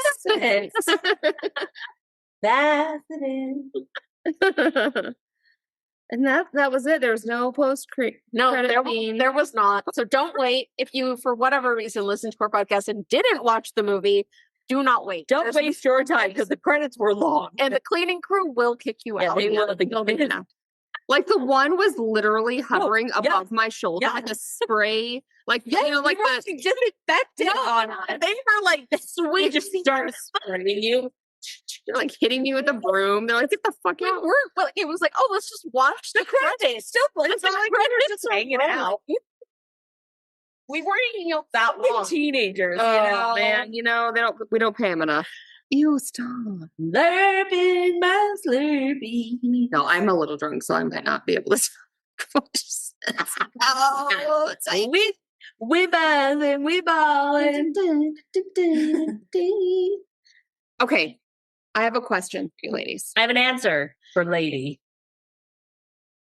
If you're presented with this door to another dimension and you think a friend of yours or somebody that you know has gone through it and not come back, what do you do? I will be honest. I think I would go through the door even if a friend wasn't in there. Okay. Like if I just woke up one morning and there was like a portal in my bedroom, You just go through. I think I would. But like explain to me how you just go through reckless abandon. Like there's no breadcrumbs, there's no nothing. You just go How are you doing this? How do you approach the door? Yeah. I mean, I guess it would really depend on the context. But let's say I'm at home and it happens. I think I'd be like, Erin, I'm going to go through this portal. Or I would call you and I'd be like, Laura, go through the portal. And like we've talked about it on the podcast before, but like we have an agreement here between the three of us. It doesn't matter what's going on. Yeah. We believe you. Okay. It's like, I think what I might want to do is I would be like, Laura, come over. Yeah. And Laura would come over and we would hold hands and I would begin to enter the portal. Yes. Okay. And that way, if she goes out, let go. And then I'm just gone. That's fine. But if not, we're okay. And I think that's what I would do. If I just stumbled upon a portal, that's what I would do. You go through, but with like a light support. Yeah. Okay. I feel like I would 100% call someone who's like, I'm not dealing with this alone. Right. I'm not talking. I need to talk through this with someone. Liz, come on. Yes. Number one fan. Come on, Liz, you're going to the portal with us, Liz. He's coming through the one. I'm not doing this alone. Someone's going to be there or go through it with me. I'm telling someone. Yes. We need to call her and ask if she would go through the portal. I feel like we all know the answer. But also I would tie, because there was a perfectly good staircase. There was. Perfectly good staircase before you go through. No, you're right. You could have so easily tied a rope. You're right. And then started exploring. So I would do the rope, multiple ropes. I do think like when I was thinking about this and I was like, I would do a rope. I do think the rope is actually a bad strategy. Right. Because of the rooms. You have to open the door and close the door and like be in a different space. Right. I don't think the rope is the right Why did they not bring something sharp to cut the rope if they needed to? If you're going to use rope, have a little. Yes. Absolutely. Yes. So like a better strategy might be like tape, like you tape something on the floor as you go. Like, I worked on rope first, but I actually think that would have been the bad call because then something could pull you or it can get out. Yes. It could get out. Exactly. I feel like y'all are completely disregarding the technology of walkie-talkies. Oh, God. What about the frequency interference? Yeah, that's true. Yeah, well, try it. Just go lightly on the other side. Don't go far in. I feel like the whole like MRI thing, I'm like, magnets are involved. Oh, yeah. He does talk about how he was at an MRI company. No, I was like, what the? No. I feel like the walkie-talkies, the magnets are going to interfere. But try it. Just let's shut in with the walkie, test them, see if it works. I was actually surprised when the employees are like going in. He goes in first and they can hear him. Yes. See, I didn't like that part because I thought it should have been soundproof because otherwise people would have known before. That's absolutely. I was really surprised. No, I agree with that. I agree. Yeah. I would go in. I think I would go in with a rope. and or bread. I think I would do a 3-pronged approach. I would have a rope. I would also just literally be leaving like a trail of breadcrumbs. And I go the walking, and I would have a person on the other side who knows I'm going. If it's going on a hike or like doing You have to. someone Always tell someone. always tell someone where you're going. Yeah. PSA. So I think we would all go in, but with different measures. Yeah.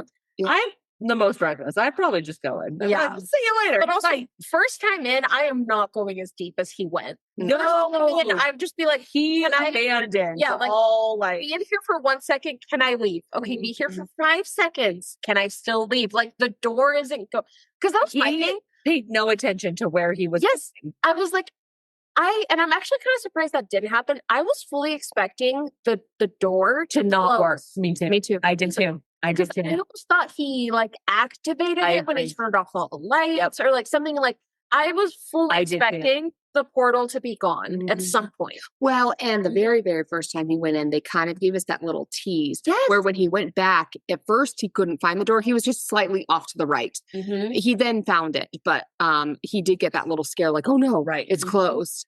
Yeah. But no, yeah, I agree. He went in far too far. But I think that's how you interpret the movie. And if you think this is psychological or real.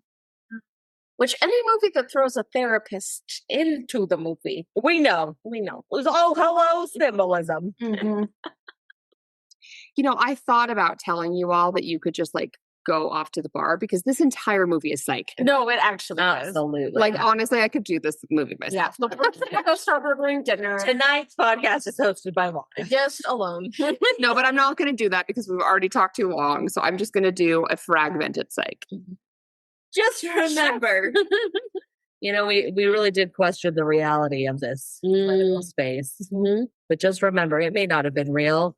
And neither is Laura. I'm a real boy. She is not a real Woman. She is not a real boy. She's not a real therapist. She's not a real doctor. She is maybe not even a real person, but that's okay because neither are they.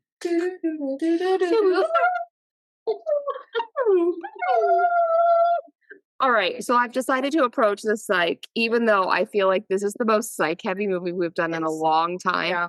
I could talk for hours, but I'm A, short on time. We've already been here for so long. B, I'm pretty fucking drunk. Yeah. C, there we go. Yeah, maybe don't complain. Buzzballs are like freaking like what do they put in these? I don't. It's like it's wine strength, right? But like something It seems stronger than wine strength. Yeah, I mean it's 15%. Most wines are like 11. Or 12. Okay, yeah. So they're a punch for a little bit. They sure do. Yep. Okay, so let's talk about some psych. As I kind of mentioned at the beginning, I do feel like they did a really good job of kind of explaining behavioral loops. And I mostly work with children in my career, but I am very familiar with like a lot of times I think people will talk about these behavioral loops in the context of addiction.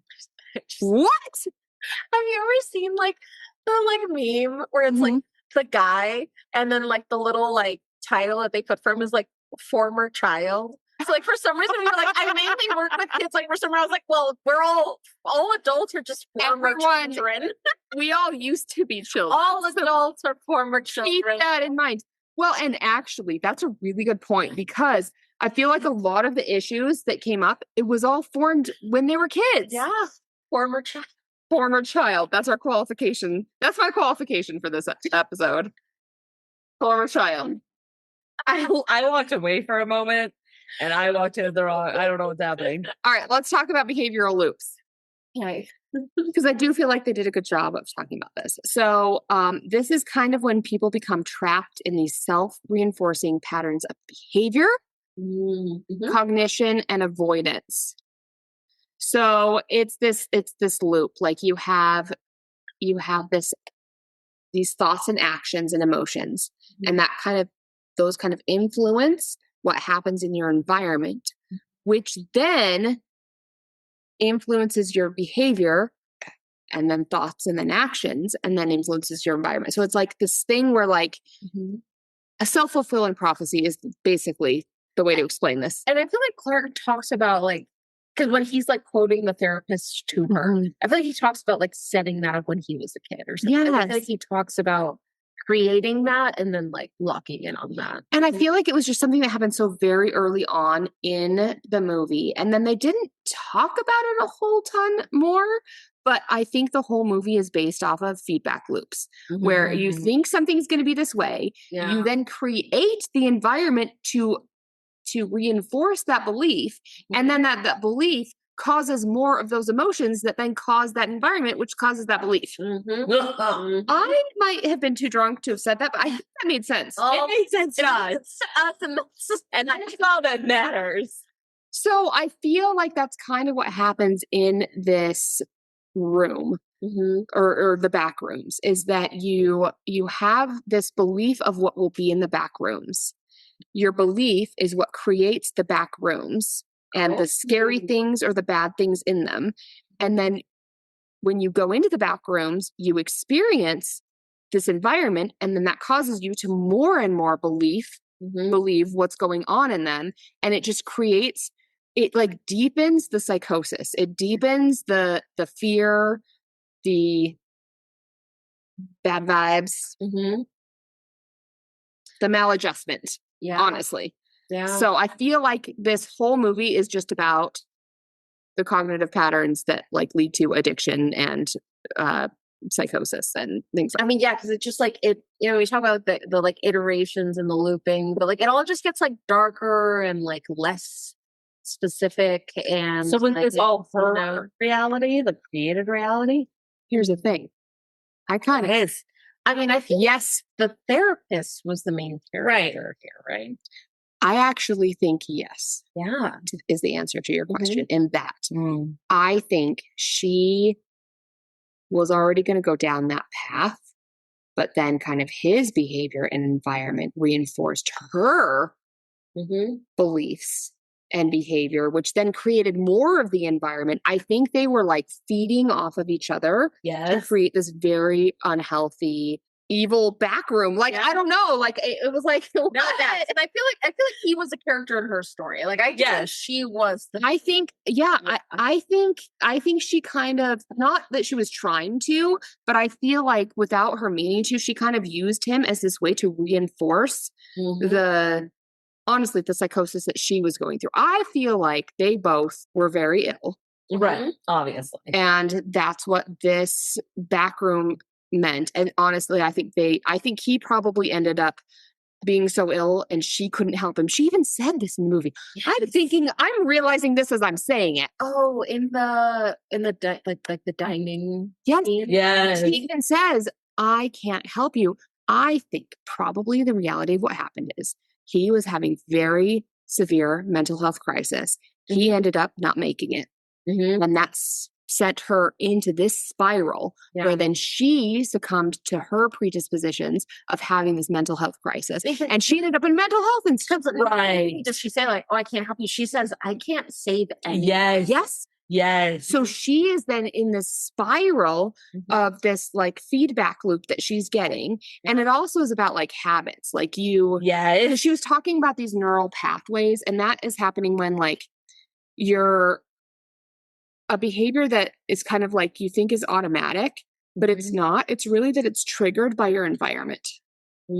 So like you think it's just automatic, like, oh, I wake up, I want coffee. No, it's like in this environment I do, because it's like, it's giving my brain the signal of, oh, I'm here. This is now what I do here. And then you do it there and then it feels good. And so then you do it again the next day, and it becomes this habit. And those habits are very hard to break. So if the behavior is just repeated consistently in a context, you're going to keep doing it until there's like some sort of interference. That can come from you. It can come from your therapist, but she couldn't do that because she was too unwell. It had to come from the federal researchers. The MRI creators. technicians. Wait, Okay. wait, there was an ad for an MRI then. Okay, so you guys, I was just gonna say, okay, so we went to the bathroom after, and our stalls had these weird, and we should have taken a picture. Okay, I like we'll go back. This, I'm sorry, this is just where we are. I just made the connection. Yeah. So, okay, they were these weird ads where, like, you could just pay $500 for an MRI anytime you want. Give context. This is the bathroom stalls in the movie. Sorry, not your house that we're in. We're not like it's advertising the bathroom. Laura's house. No, we went to the movies and then we all went to the bathroom. Every stall had this like, get an MRI tomorrow. And Yvette was like, can you just go get an MRI? Yeah. And I was like, oh my God, it's like that Parks and Rec episode where Leslie goes on the date with the guy who I think at the time was actually her husband, right? Oh, wait, Actor, yeah, Will Arnett. I think Yes. that was her husband. Which makes it funnier. I mean, I'm not married now, but that's not funny. Maybe it's fine. I don't know. This is a really MRI themed day. So anyways, we're all Let's go. let's go get MRI. It's a business expense. Okay, exactly. What?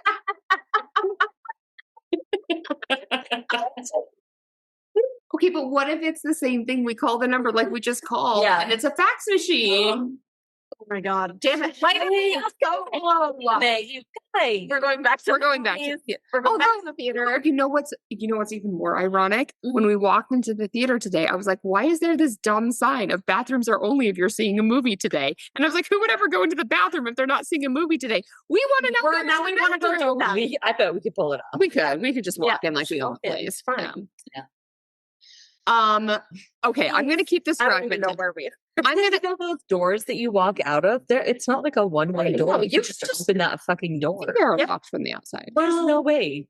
No, they have to be locked. Those types of outside. doors, Yeah, there's hell to be locked. I love you so much, but that was fucking shrill. Yeah, look, we don't lock the doors. Okay, but all right. I'm gonna keep. I'm a little. Okay, wait, hold on. I'm gonna keep this like fragmented and short. Okay. Okay. My next thoughts are: Yes. I don't think any of this was real. I think that this was just both of our main characters, both Clark and Mary. They were each falling into psychosis.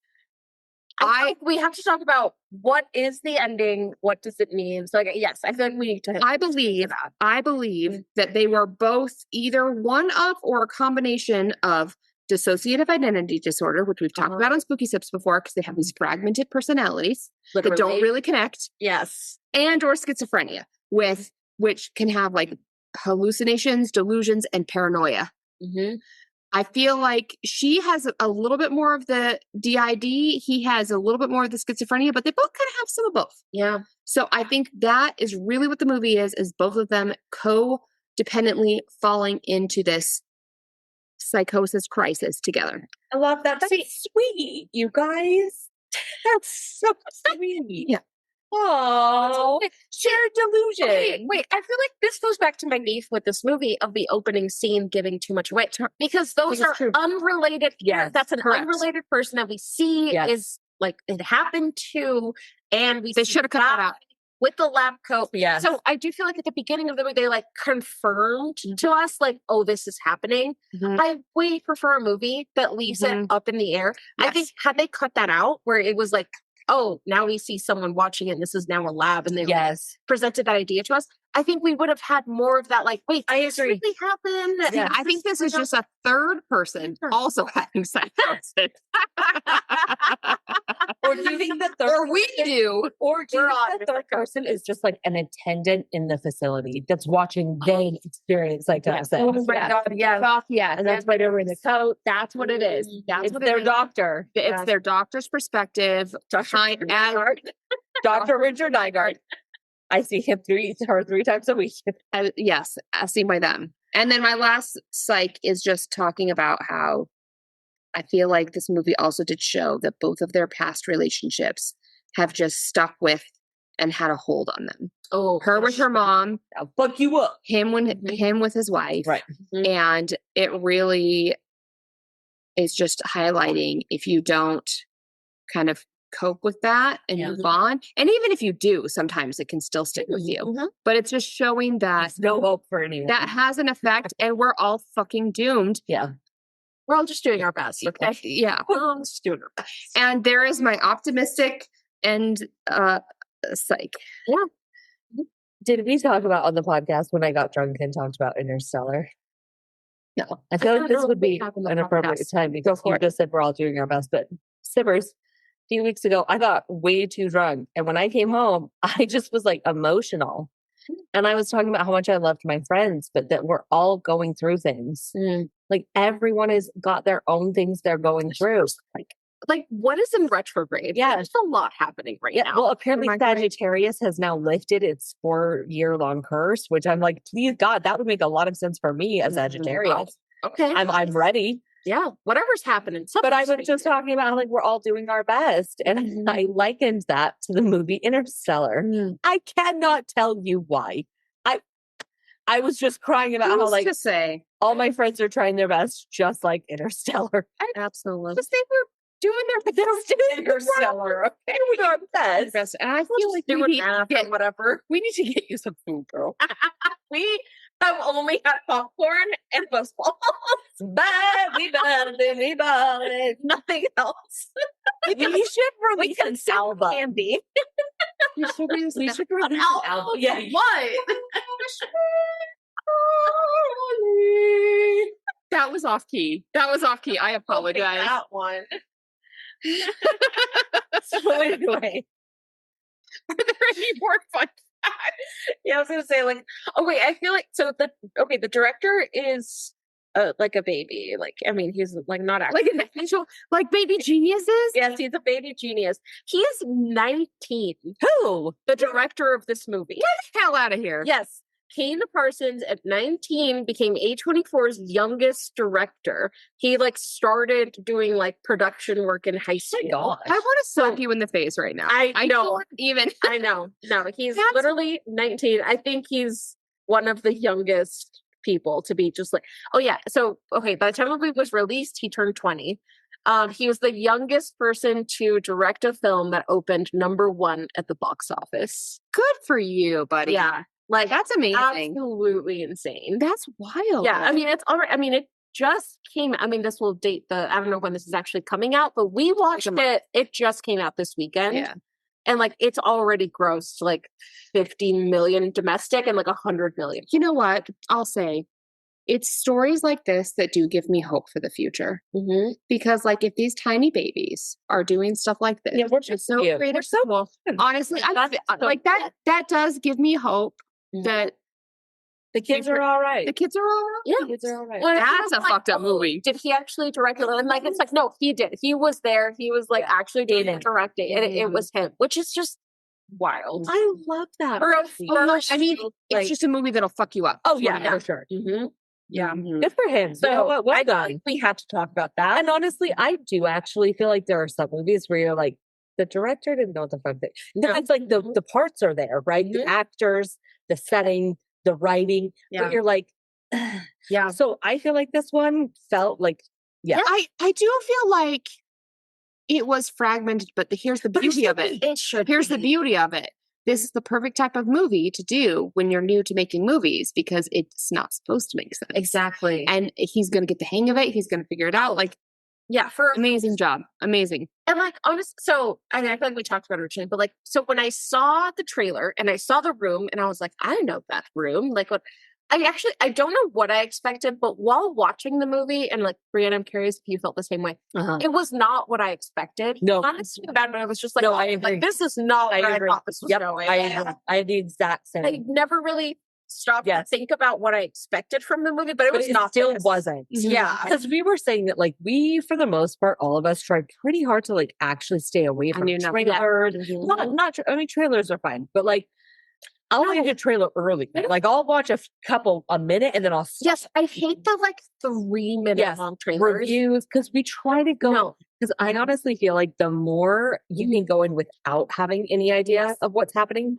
the better. Yes, 100%. Honestly, Yeah, I really do 100%. feel that way. So I feel like this was one where, like, I don't know, because I was when Laura was like, it is liminal space. I was trying to explain it.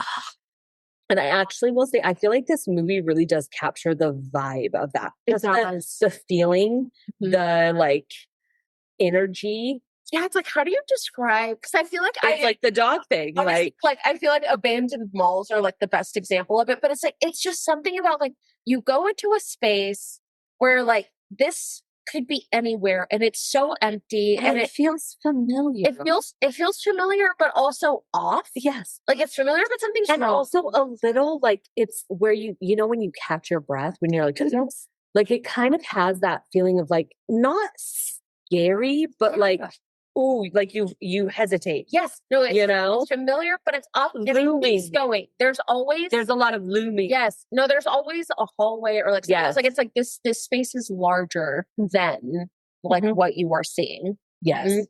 Yeah. Is that it? Are we done with this?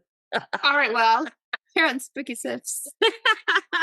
We don't do stuff. I'm just taking over your job. Okay, so it's so funny because I actually feel like a lot of times when I'm watching a movie, I forget that we rate movies and I don't think about it while I'm watching it. No, I forget. But this one, we were like halfway through and I was like, oh, shit.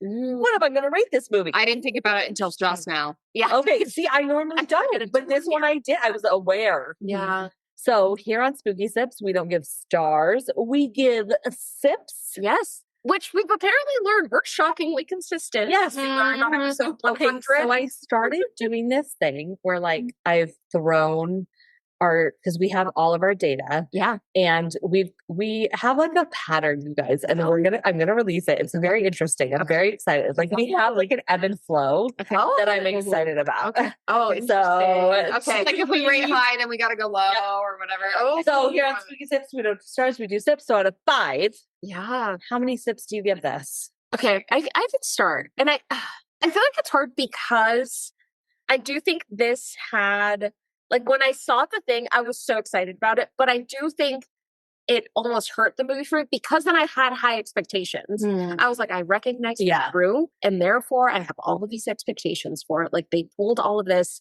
I think I didn't love this opening scene, as I've already said 20 times, so I won't harp on it too much. But while watching it, there were moments where I was like, oh, okay, like I jumped. I had my own like little jump scares. So, like I enjoyed it. I think it was just like a solid 3. Like 3 out of 5.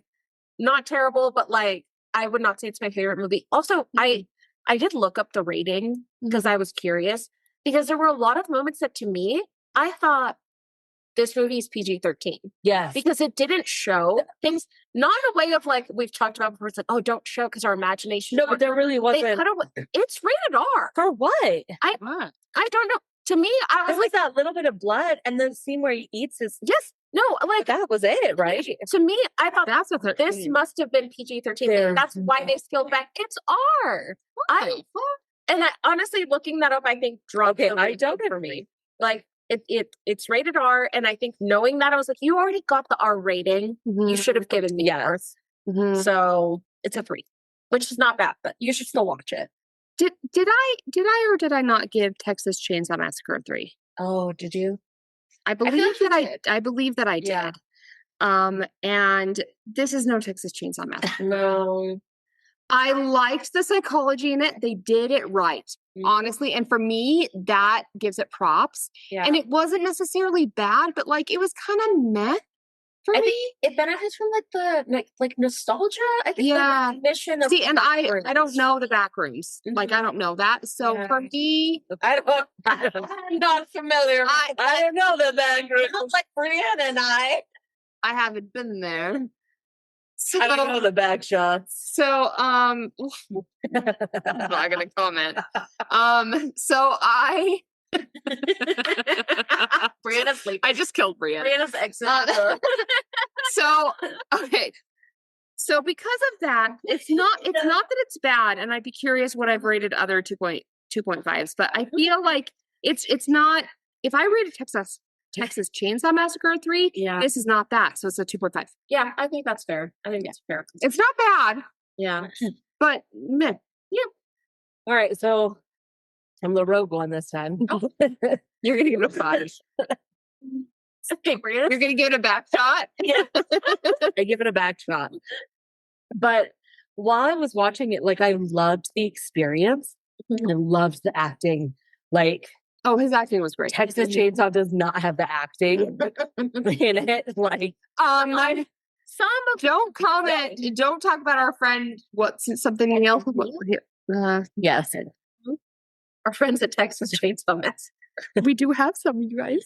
But I really did enjoy it. And like, I just love that quiet, eerie vibe. Yeah. And I love when like the horror is like human nature, Yeah, that's true. you know? So it's a 3.5 for me. Wow. I really liked it. Actually, that's higher than I thought it would be for you. I know. Honestly. I really liked it. Like, watching it, I felt engaged. I didn't have any moments of like not loving it. We did when I had to be. that was on me. I was too hydrated. I do feel like, again, the theater was silent, which like maybe we just got a good group. I think but we did, maybe right. it was also just the movie. It kept people like, I feel like you could, I mean, you got the miscellaneous like drinking and like soda and like eating popcorn, but I do feel like we got on edge. They were engaged. Yes, we got to this moment in the movie where like I remember like thinking, oh, I have popcorn. I was like, wait, I'm not gonna reach because you could hear a pin drop. Right. No, everyone stopped what they were doing. So yeah, I think that was part of it. Yeah. I honestly, we've been too harmonious We haven't too hard for a while. So I think it's good that we have some differences. No, so we haven't had like a real like divider. Yeah. I wrote down somewhere what we were watching next, and I've completely forgotten because we had it like Alien. Okay. So next time we will be watching Alien, which I know Yvette has been waiting for. One of our I have waited for an episode. I can't believe you guys haven't seen it. Alien, I've seen it. Oh, I've seen it. I've seen it. I have never seen it. I've seen it twice. I feel like it's a good song. It's a great. Yes. I don't know how. Alien. I don't know, but I mean, I won't make you watch both, but like Aliens is I want arguably to better. though. I feel it's just, but I feel like I have to watch Alien first. No, for sure. You know what I mean? See, I've seen Alien, but not Alien. So see, I feel like I have to watch Alien first because then I can watch Alien. Yes, Aliens is so good. But I'm so excited. I'm so excited. I'm so excited for this. So if you haven't watched it, get watching and get sipping. And we'll see you next time on Spooky Sips. amen. All right, and bye. Good corn. You need to go get dinner. Whatever you call it. That's a corn. Corn. We haven't given birth. Somebody feed me. We need to go eat some food. It is much too late. Thank you for listening to Spooky Sips. If you enjoyed this episode, don't forget to rate, review, and subscribe wherever you're listening. To stay up to date on all the spooky things we're up to, follow us on Facebook and Instagram at spookysips_podcast. And if you want to help support the podcast, consider buying us a coffee, or really a cocktail. We are completely independent, so every little bit goes a long way to keeping our podcast running and improving. Thanks again for listening, and we'll see you in 2 weeks.